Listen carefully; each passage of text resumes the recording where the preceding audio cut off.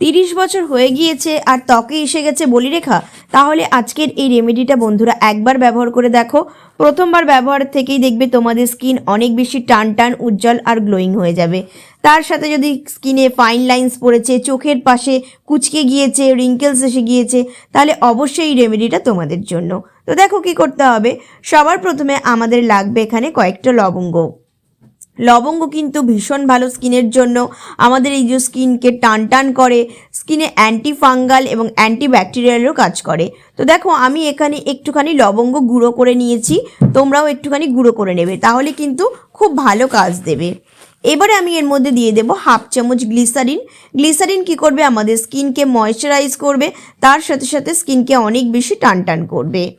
এবারে দেখো আমি এর মধ্যে দিয়ে দেব একটা ভিটামিন ই ক্যাপসিউল এভিয়ান 400, যেটা কি করবে, স্কিনকে অনেক বেশি টান টান, অনেক বেশি ময়েশ্চারাইজ আর গ্লোয়িং করবে। দিয়ে খুব ভালো করে মিক্স করে নেবে। এবারে আমি এর মধ্যে দিয়ে দেবো 1 থেকে 1.5 চামচ গোলাপ জল। গোলাপ জল আমরা জানি স্কিনকে অনেক বেশি হাইড্রেট করে, স্কিনকে গ্লোয়িং করে এবং স্কিনকে কিন্তু অনেক বেশি ফর্সা করতে সাহায্য করে। তো দেখো এই রেমেডিটা আমি 7 দিনের জন্য বানাচ্ছি, তো তোমরা কোয়ান্টিটিটা সেই বুঝেই বানাবে। এবারে দেখো আমি এর মধ্যে দিয়ে দেব 2 চামচ অ্যালোভেরা জেল।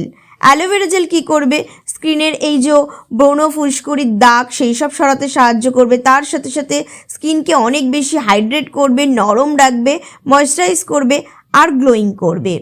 এবারে আমি এর মধ্যে দিয়ে দেব একটুখানি মানে 1/2 চামচ মতো অলিভ অয়েল। যদি তোমাদের কাছে অলিভ অয়েল না থাকে তাহলে তোমরা সেক্ষেত্রে কিন্তু কোকোনাট অয়েল ব্যবহার করতে পারো বা বেবি অয়েল কিন্তু দিতে পারো। দিয়ে কি করবে, খুব ভালো করে মিক্স করে নেবে। মিক্স করতে করতে দেখবে যখন এরকম ক্রিমের মতো কনসিস্টেন্সি হয়ে গিয়েছে, মানে আমাদের ক্রিমটা একদম রেডি হয়ে গিয়েছে। এটা হচ্ছে আমাদের অ্যান্টি এজিং ক্রিম, এটা ভীষণ ভালো কাজ করে বন্ধুরা। তো চলো তোমাদের ব্যবহারটা দেখিয়ে দিই। কি করবে, প্রত্যেক দিন রাত্রেবেলা আমার বানানো হোমমেড ফেস ওয়াশ দিয়ে তোমরা মুখটাকে ধোবে, বা তোমরা মার্কেটের ফেস ওয়াশও ব্যবহার করতে পারো, তবে আমি বলবো মার্কেট ফেস ওয়াশের চেয়ে হোমমেড ফেস ওয়াশ কিন্তু বেশি ভালো। দিয়ে কি করবে, এই ক্রিমটা মুখে আগে খুব ভালো করে লাগিয়ে নেবে, নিয়ে হালকা হাতে 2 থেকে 3 মিনিট একটুখানি মাসাজ করবে। ঠিক এভাবে টেনে টেনে মাসাজ করবে।